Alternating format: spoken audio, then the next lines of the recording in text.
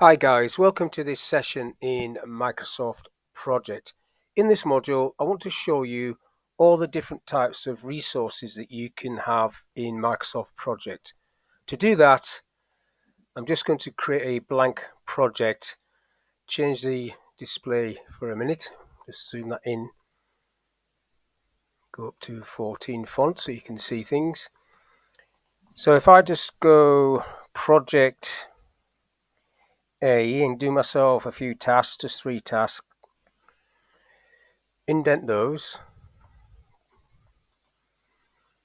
indent and give some duration, so 2, 1, 2, highlight them, get them to follow on. There we go. Now, to add resources, you need to go onto the resource sheet, which is down the bottom here, fourth one along of these set. Again, you can change the size of the font if you so wish. So first of all, I'll go Bill, Ben, and Bob. You can do it like that, and there'd be work resources, or you could put trainer. That can also be a work resource, but you might have 2 trainers, so that would go up to 200, 2 trainers. Where it's got group, if I'm going to use people, individuals, I could put them in a group, so that could be like trainer as well.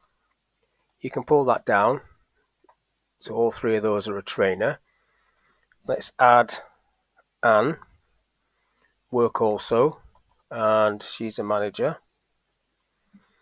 And then you basically allocate some wages to them, so £10 and 15 for overtime if they get overtime. And again, you can highlight that one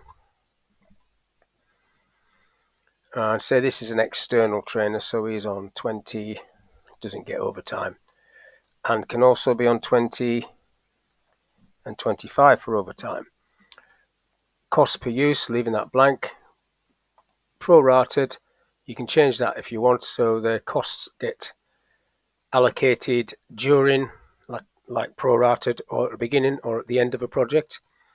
Standard calendar, it's basically copying the base calendar from the project settings. So basically from project, change working time there.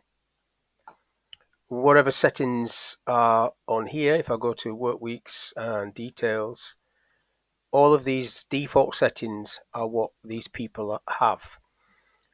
If you want to change any of these, you change it for the resource, and that will override whatever's set in the project settings. So that's the work resource. Then if I click into one of these, you can see that there's 3 types: work, material, cost.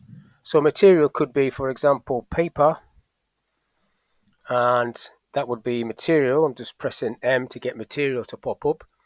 Now you can give it a label, material label. I'm just going to go pack, and I'm not putting it in a group. And then basically every time you get a pack of paper or allocate a pack of paper, it's going to cost £1. Put that in there.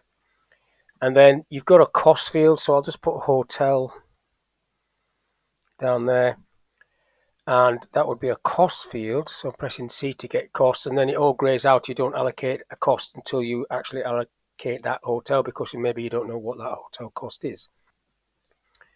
Now you can also create what's called a budget resource. So there's 2 types of budget resource: a work resource and a cost resource. So let's do that. So do project work first, allocated, and then so this one needs to be a cost field. And now if I double click into this one, the top one, basically you tick in this budget icon there, that becomes a budget resource. Click OK to that. Do the same on the other one, double click into it, tick budget, OK. Now to allocate the other resources that I've already done, it's quite a simple process. These 2 at the bottom, budget resources, is slightly different, but if I go back to the Gantt chart and just click on a task, go to resource, assign resource. That will bring up the resource box. So let's say I assign these two to that first task and some paper, assign. Now if you want to show how much paper gets used in a day, say 1 per hour for example, you can go 1/HR, that will change to 8, 16 because there's 2 days on that task, 2 days, but that would be 8 per day. Then I click on the next task, I'll add Bob and the trainer using my control key, allocate those two, and paper as well, assign, and the paper I'll do same thing, 1 per hour, 1 per HR. That changes to 8 because that's just a 1-day task. And I'll also book them in a hotel, assign, and then the cost for the hotel goes in here. So 2 of them, let's say it's going to be £500, like so, and that's allocated to them. So that's basically how you allocate on normal tasks. And you can see the allocations on the Gantt chart on the right there. A bit, I don't normally have that displayed because it's a bit cluttered. If I come off this, I will take that off actually. That's shown in here. If I get rid of that and just put name there, so that's just going to be the task name. Click OK to that. That gets rid of the resources, and you can just see the task. So basically I just double clicked and it opened up the bar styles. I could also go onto the Gantt chart option at the top there, and then I went on to text to change that. So you can display anything you like that's available through these drop down lists that you get at the bottom there. All those fields, hundreds of them. Clicking OK to that though for this. Now the other two resources, the budget resources, you have to allocate them to a summary task. So there's a summary task. If you go into the task tab, there's a summary task here, which basically is the same as that. It just duplicates that. It's just indented in underneath that. Where you need to go to get the summary task is on the Gantt chart. Over at the right hand side there, you've got project summary task. You tick that, and it's coming up with the name project 2, which you can change to be whatever. I'll call that my project. That is where you allocate those two options.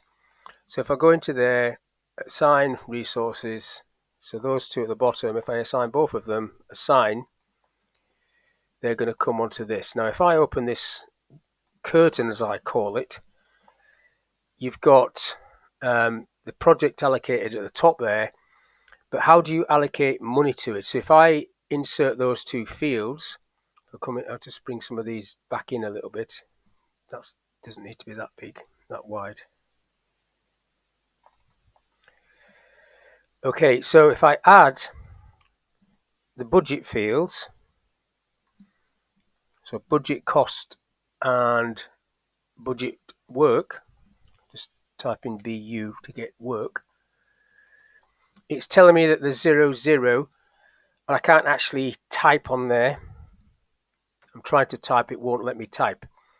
You don't allocate a figure to these from here. You need to go into what's called task usage view or resource usage view, and you can allocate it there. So down the left hand side you've got task usage view, not that one, task usage view, that one. So there's your two budget resources with nothing attached to them, so I need to add those two columns here. So budget cost, and if I open this up a little bit, budget work, and this is where you can allocate a time or hours. So if I put 100 hours work is planned for this project, and then let's say £5,000 is allocated there. So that's just an overarching figure that you're giving for this project. You can then measure against that by, as you go through the project, you start tracking the project once you've saved a baseline, and you can see how the cost is impacting that, and whether you're going over that budget cost or that budget hours. It's quite visually, so you can see it. If If I go back to the Gantt chart, the figure I've typed in there now appears on that top line. If I move that across a little bit so you can see that quite clearly. And that's how you assign and allocate a cost or a set of hours to a budget resource. All the other resources just get added through this in the normal way. But these two, even though they get allocated through here, have to go into a summary task and also cannot be loaded up unless you're in task usage view, and then you can type in the figures that you need. So hopefully that information has been of use. Thank you for your time, and I'll catch you on the next one.